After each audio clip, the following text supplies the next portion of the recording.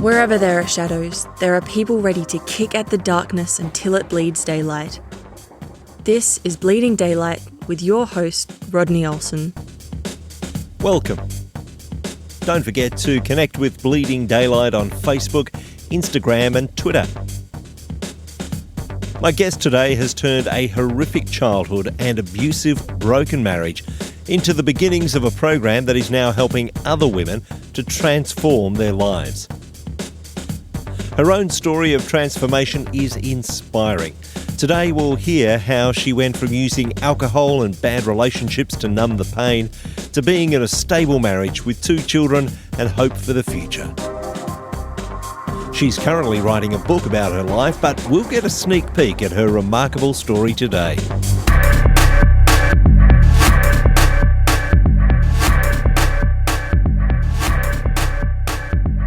Jennifer Wilcox is the founder and managing director of Rahab Centre, a place for women to break the chains of poverty and learn to grow and thrive in the community. The centre was born out of Jennifer's personal experience, and today we'll explore some of her story. It's an honour to have her joining us on Bleeding Daylight. Jennifer, thanks for your time. Well, thank you for having me today. Before we look at the amazing work that you're doing through Rahab Centre, can you take us back to your own childhood and help us understand what growing up was like for you? Sure. So I grew up in Louisiana here in the United States, and I grew up extremely poor. We were raised on government assistance, meaning food stamps, WIC, state-funded health care, all of those things. And at the age of 15, I remember very vividly standing in line at the grocery store buying groceries for the family, and I had to pay with food stamps. And at that time, food stamps were in a coupon booklet where you had to tear them out and count them out just like you would money to the cashier. And this sense of humiliation just came over me. And at that time, I told myself, I will never live like this.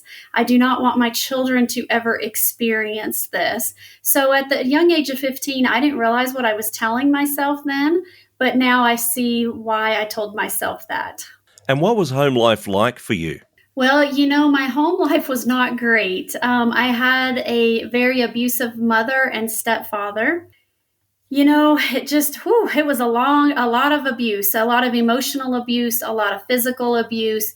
And don't get me wrong, I believe in the Word of God, and I believe that children do need to be corrected and disciplined, but there is a strong difference between discipline and abuse. I went through things with my mother causing manipulation. So she would tell me one thing and then turn around and say she never told me that, and it would end me getting in some kind of trouble with my stepfather. When I would grow up and I would have to be disciplined, we got a leather belt across our backsides, or we got in trouble with a plastic baseball bat. And so as I grew up, my mother became very angry with me, and she would do things like pull me around by my hair or hit my head into the wall. So I didn't have the greatest childhood experience, and I have 3 younger brothers, so I would take the brunt of what was coming so that they did not have to experience the abuse. I never wanted them to go through that. Once I got old enough and I left home, there was no one there to shield them from that, so they took the majority of it once I left. As a child, we have no frames of reference to what is normal. At what age do you think you started to understand that what was going on was not right and was not normal? Well, it was at the age of 14. And what happened at the age of 14 is, like I said, I had no reference, like you said, no money, no knowledge of what was normal, not normal. But I knew that if I wanted to get out of my parents' house, I needed a job. I needed to make money to be able to support myself, because I knew that it cost money to do that. So at the age of 14, I decided to take a job as a dishwasher in a restaurant. It was my very first job. And at that time, the pay was only $2 an hour, but they were paying me cash, so I took it. And I worked there for 3 years and decided that I was going to save enough money to get out, but that didn't happen.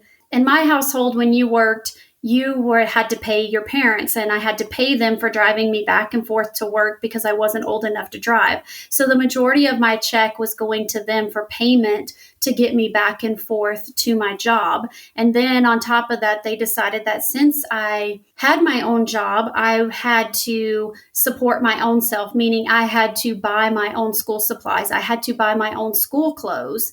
And I didn't have a problem with that at first, but when they were taking over 50% of what I was bringing in, that makes it a little difficult on a 14-year-old child. Now, there's never any excuse for abuse of this kind, but there's generally reasons behind it. Did you ever get an indication of what was behind this for your mother and your stepfather? Were there issues in their past that caused this? Yes. So with my stepfather, as I got older, I started to learn more about his past. He grew up in an abusive home, so that's all he knew. So he was just repeating what he knew. With my mother, the story was a little bit different. She grew up in a home that was Roman Catholic. They were very strict Roman Catholic. So my grandparents were extremely strict. I would say that they never did any abuse. I never heard of any abuse from them or any of my aunts and uncles.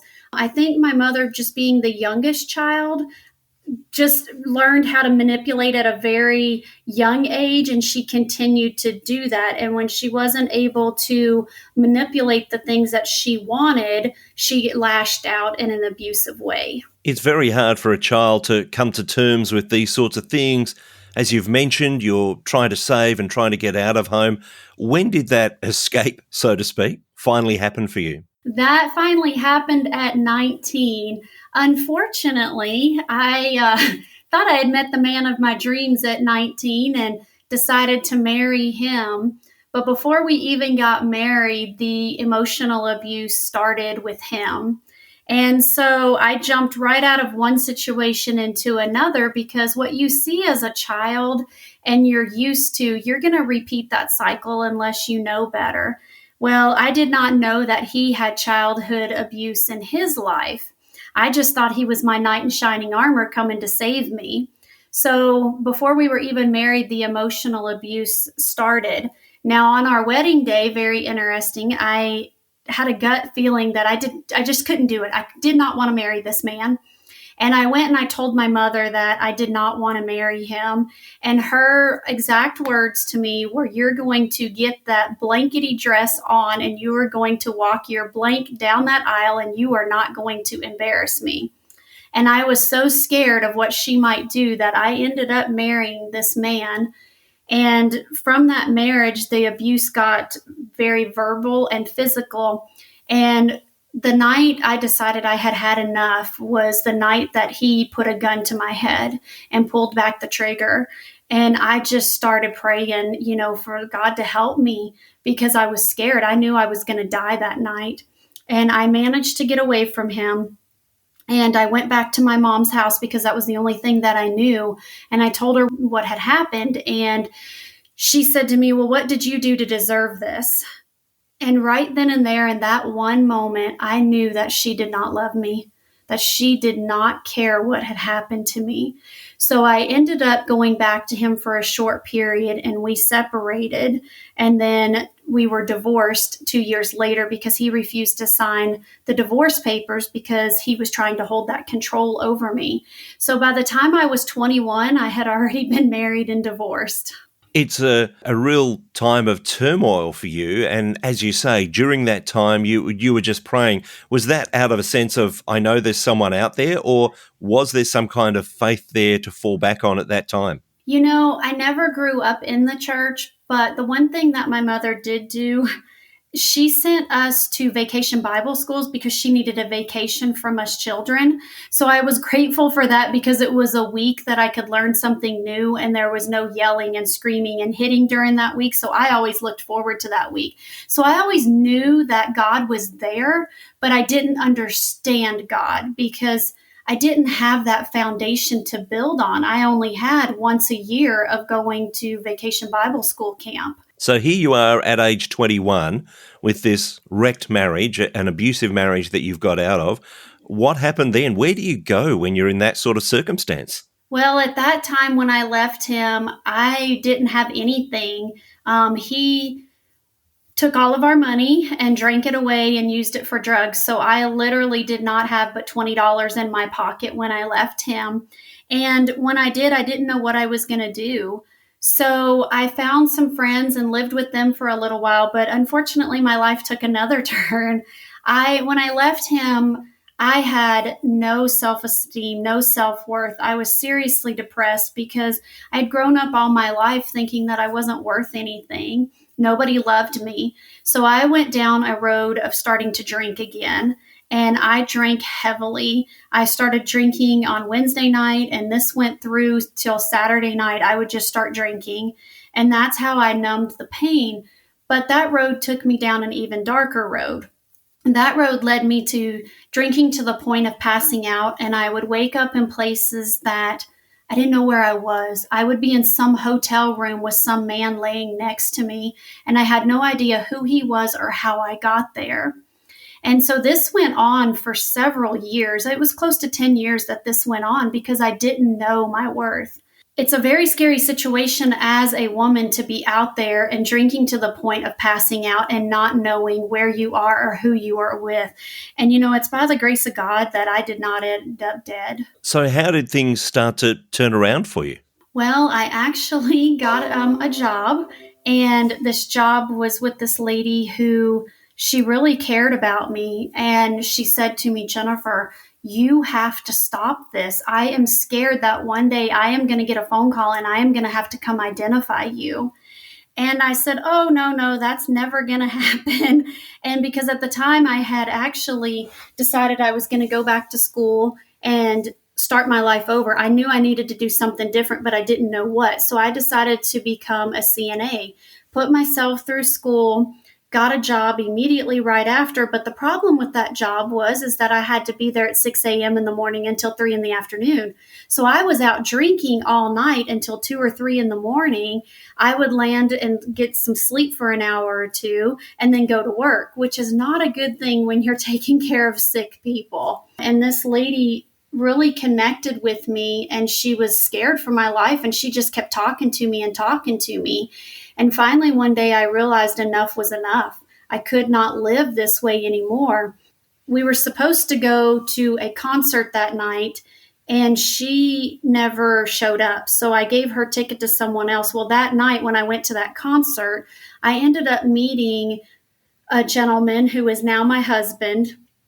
He really didn't have a great Christian background, but I knew that I wanted something more. And so we got married, and we started going to church before we got married. And that all stemmed of I had gotten into an argument with him because that's all I knew with people. I only knew how to fight. I didn't know how to be kind and be loving because I was never shown that. So my way of responding was always to yell, throw things, hit things, those sort of things. Because when you grow up in that situation and you've had it, that's all you know. So we had gotten into a verbal disagreement, and I went down to the guest bedroom and just stayed there and started crying out to God because I knew there had to be something different. And I was tired of living this way. I was tired of living angry. I was tired of having to drink to numb the pain that I was feeling. I was tired of the hate that I felt towards everyone. So that night I stayed down in that room and I just cried and poured everything out to God and just asked him to please help me to forgive everyone in my past, especially my mother, because that was my biggest hurt, was her.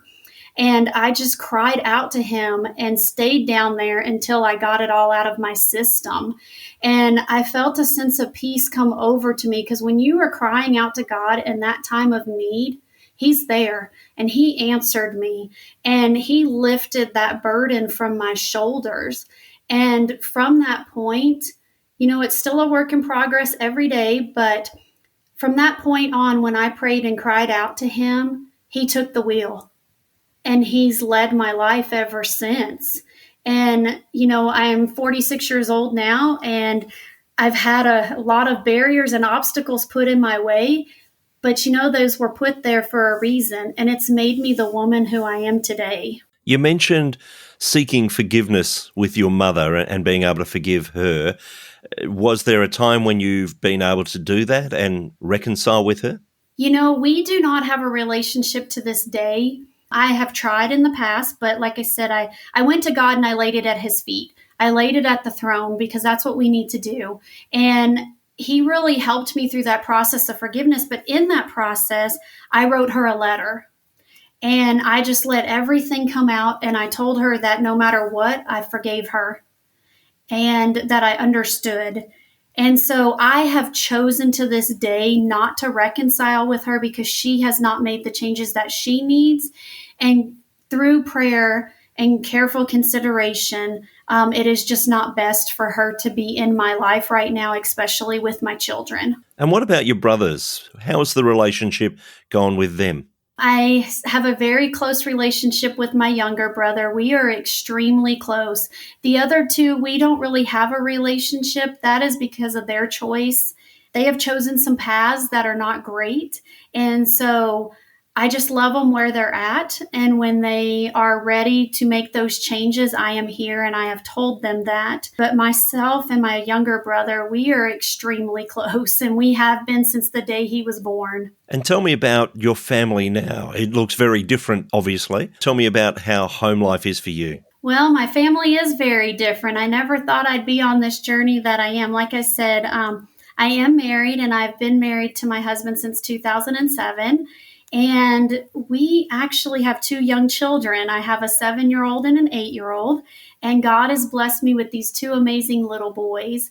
We went through a lot of trials to be able to have children. And I was never physically able to carry a child, but God blessed me. I lost my last child in December of 2012. I was 12 weeks pregnant and I miscarried that child.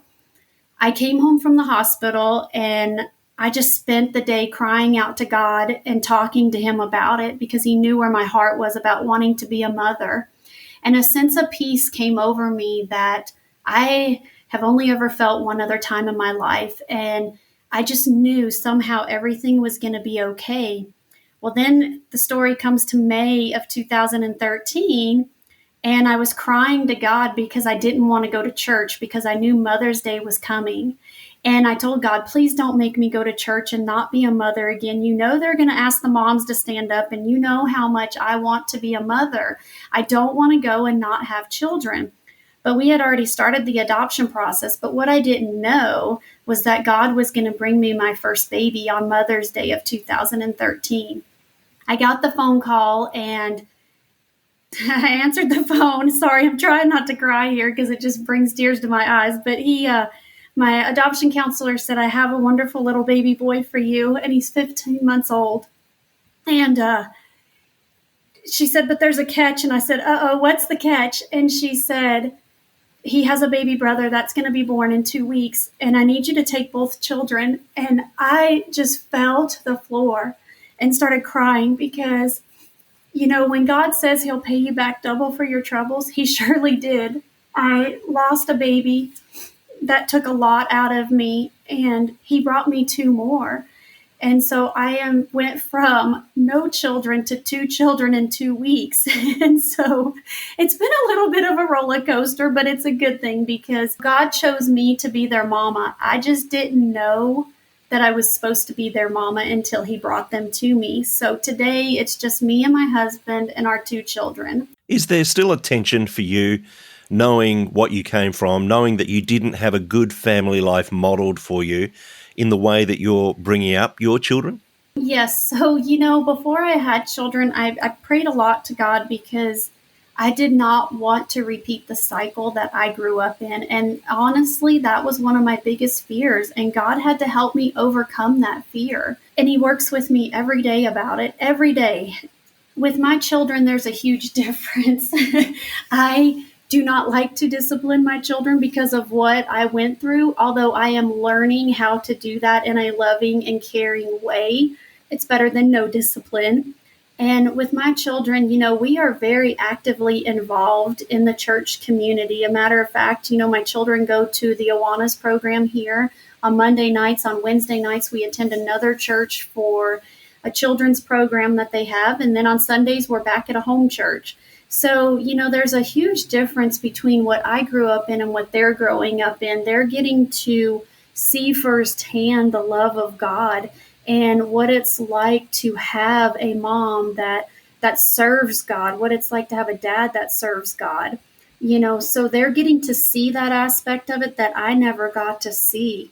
And I wanted to break that generational curse that was on me so that my children could live to be able to grow up and serve God once they become adults. We often talk about the church as family. Are you finding that you're getting that role modeling through members of the church of how to be family? Yes, the church is a good example, and you are right, it is a family. And I do see that with other parents. My children are also homeschooled, which is an absolute blessing.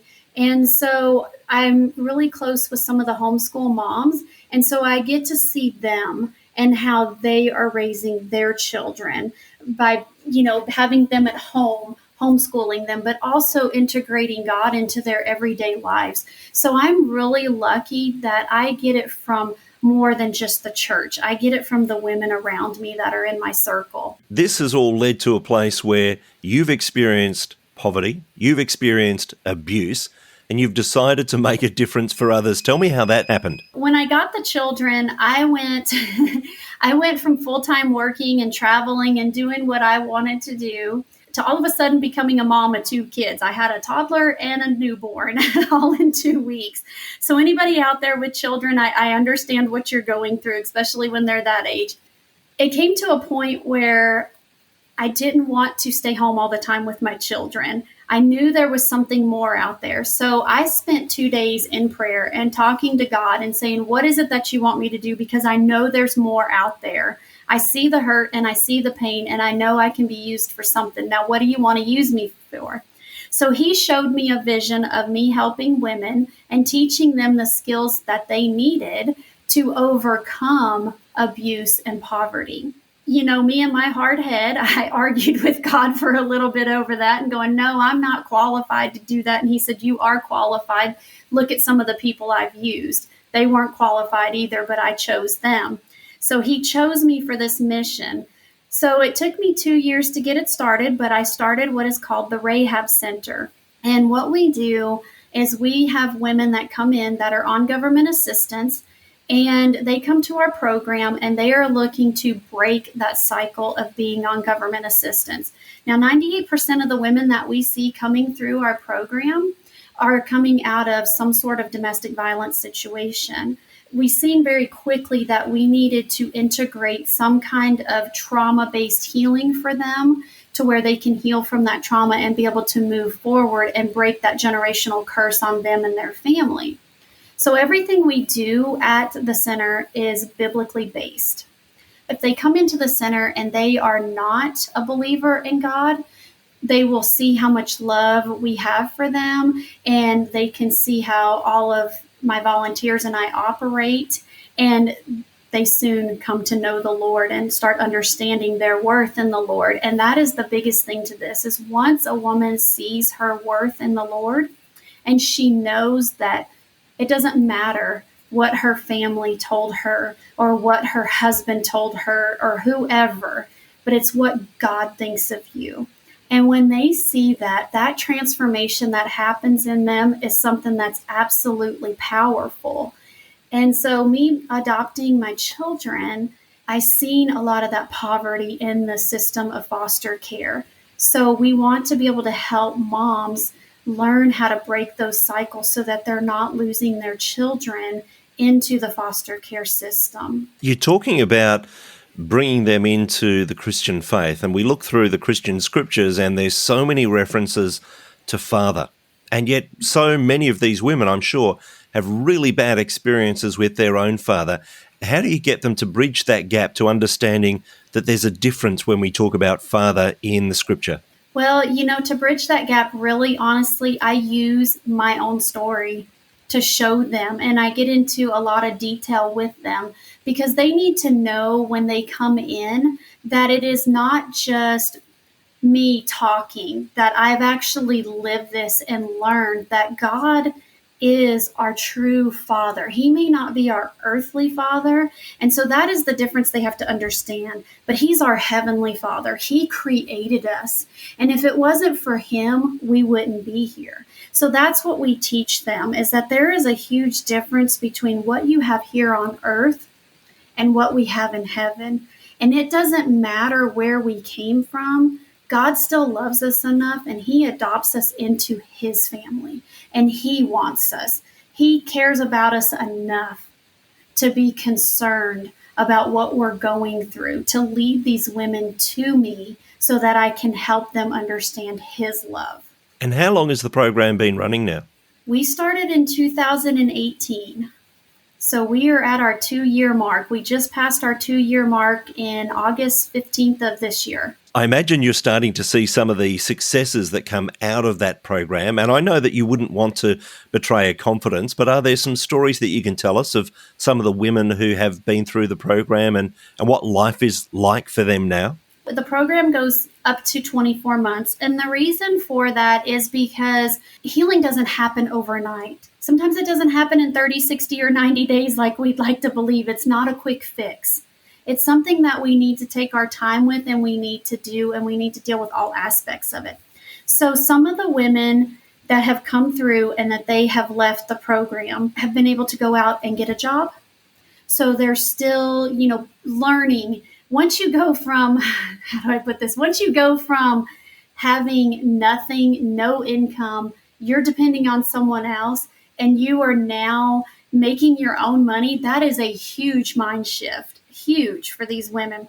So because I can't break confidentiality, but I will just tell you a story of a woman who came to us, and she had a degree. She had a medical degree, and she's very intelligent and very smart. She does have a job in the medical field right now, but she is still working on her healing process. She came out of a very abusive childhood and marriage. She's a mom. And so every day for her, she's still working on that. I've had women come to me that just need help with budgeting and how to grocery shop. And that's fine. We meet each woman where they're at in the program. We don't try to take them somewhere where they're not ready to go. We have a client that has a weight problem. She weighs 450 pounds. And where we are at with her, she's been in the program for a year.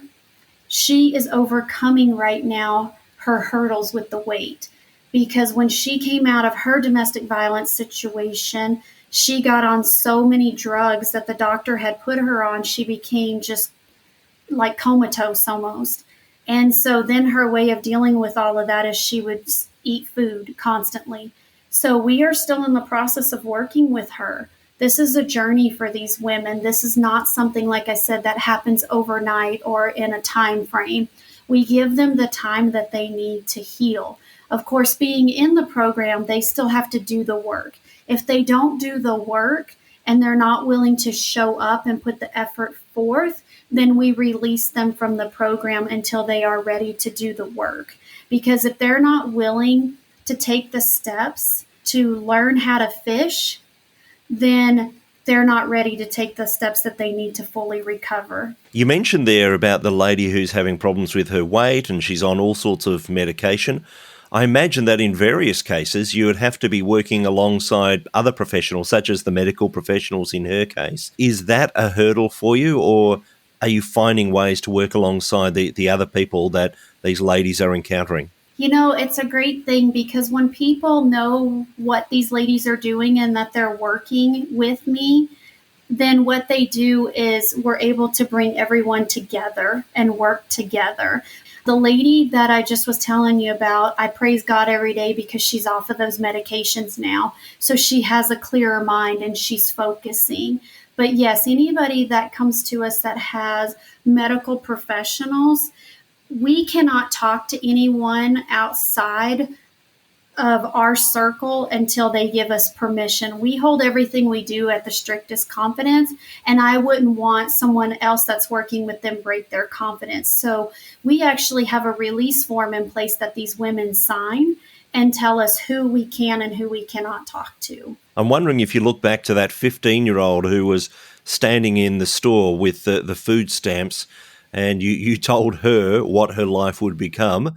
Can you imagine trying to get your mind around that as that 15-year-old? I look at that almost every day, and who would have ever known where I was at that 15-year-old to where I am now? But if I was that 15-year-old today, I would tell that 15-year-old, it's okay, just trust God. Because you never know where your life's going to end up. And look where mine, it took a complete 180. And so, don't ever let what you're going through now stop you. Don't ever let someone else tell you what you can and can't do. Don't ever let someone else tell you that you're not worthy, that you're not loved, because you are. And even if you don't feel it here from your earthly parents, there's a Father in heaven that loves you more than you can even possibly understand. And when you find that person, that mentor in your life that can help you, stick with them. Don't give up. And I'll tell you, some days are not easy, but it's okay. God never said we were going to be here on this earth and everything was going to be rainbows and sprinkles. We are going to have trials.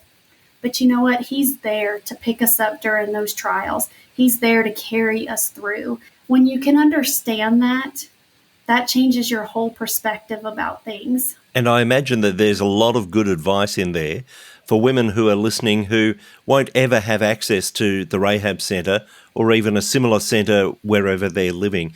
Is there other advice that you would pass on to women who are finding themselves in a difficult situation but don't have access to that sort of a program? My biggest advice, if they don't have access to the program that we offer, is I would reach out and find someone. If you are in a domestic violence situation and you are ready to get out of that situation, almost everywhere you are has a domestic violence shelter. Reach out to them.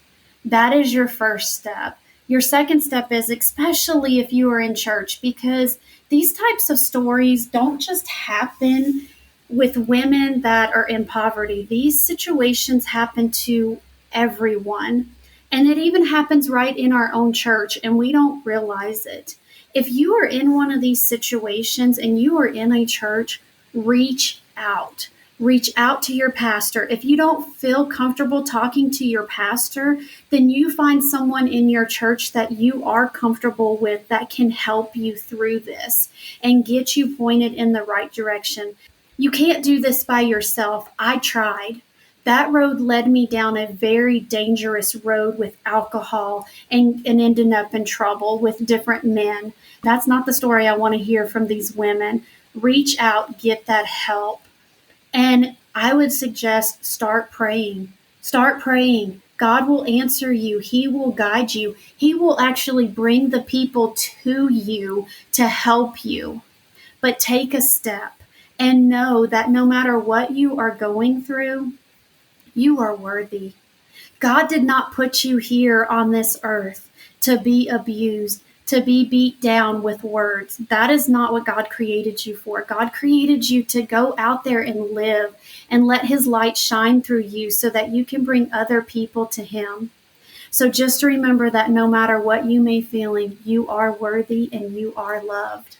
And maybe a few words for the many people that we hear in our society saying that if someone is in an abusive relationship, they should just leave. We know that that's actually difficult. Why is it so difficult? It's very difficult because when you're in that situation, that's not just physical abuse, it's mental abuse. So you are made to think that no one else is going to want you, no one else is going to love you. There's a lot of things that happen in an abusive relationship that is hard to understand, especially if you have children involved in it. The women don't want to leave because they don't know how they're going to be able to support their children. And that's a scary thing. But what they need to realize is that their children are seeing what is going on. They are hearing what is going on, and they're going to repeat that cycle.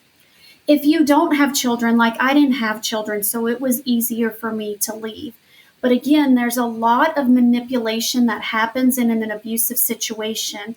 And you are made to think you're not going to find anyone else. No one's going to love you like he's going to love you.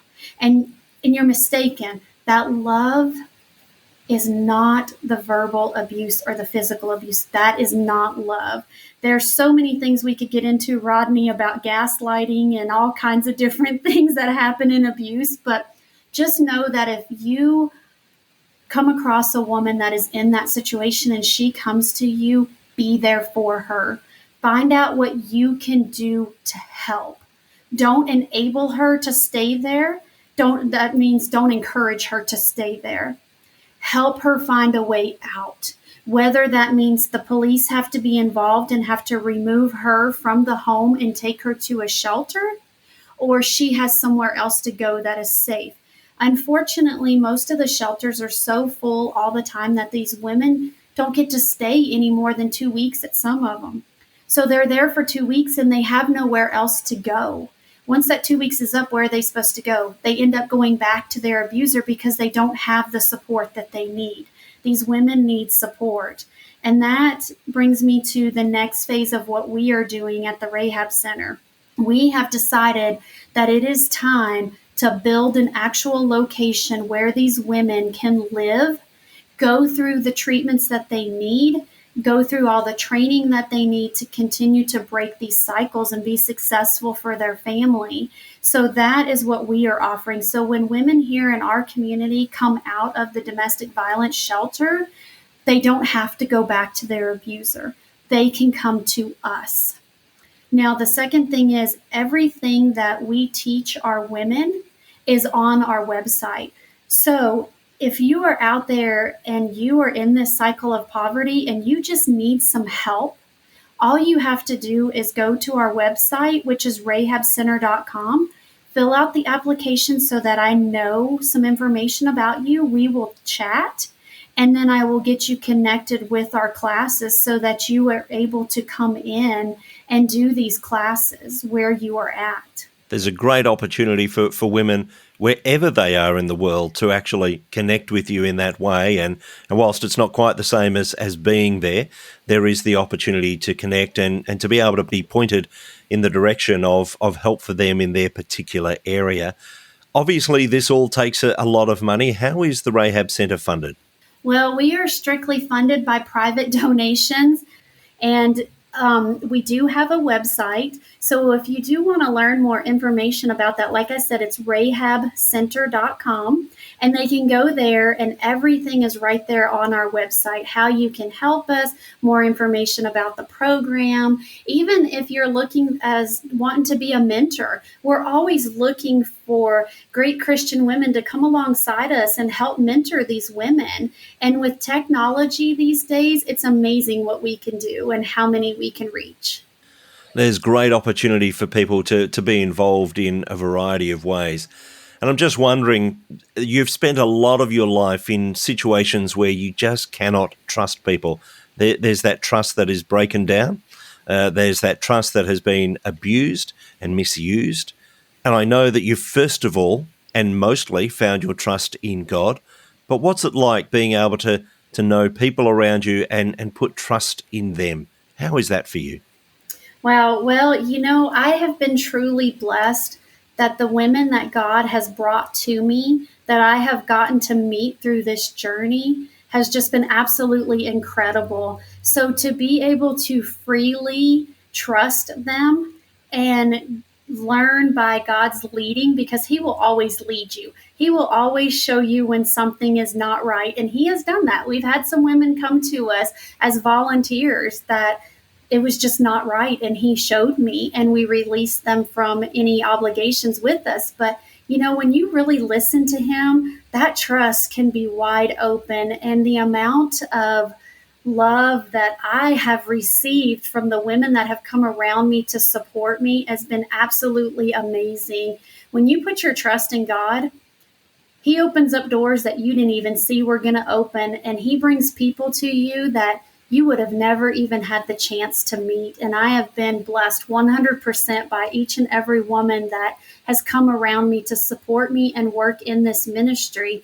And then just watching the women that grow out of the program and watching their love and their trust turn around too. It's just 100-fold, Rodney. It really is. I wish you could see the smile on my face talking about it, but it just lights me up to see that and to be able to share that with everyone around me.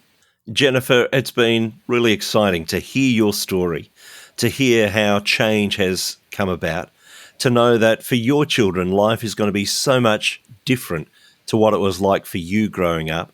I am going to put details of the website in the show notes at bleedingdaylight.net. So if you've been listening and you want to get the details there. But Jennifer, thank you for being open and honest and sharing some of your story today. Well, thank you, Rodney, for having me. I really appreciate this opportunity and you blessing me and the ministry and the women that we're serving by this opportunity. Thank you for listening to Bleeding Daylight. Please help us to shine more light into the darkness by sharing this episode with others. For further details and more episodes, please visit bleedingdaylight.net.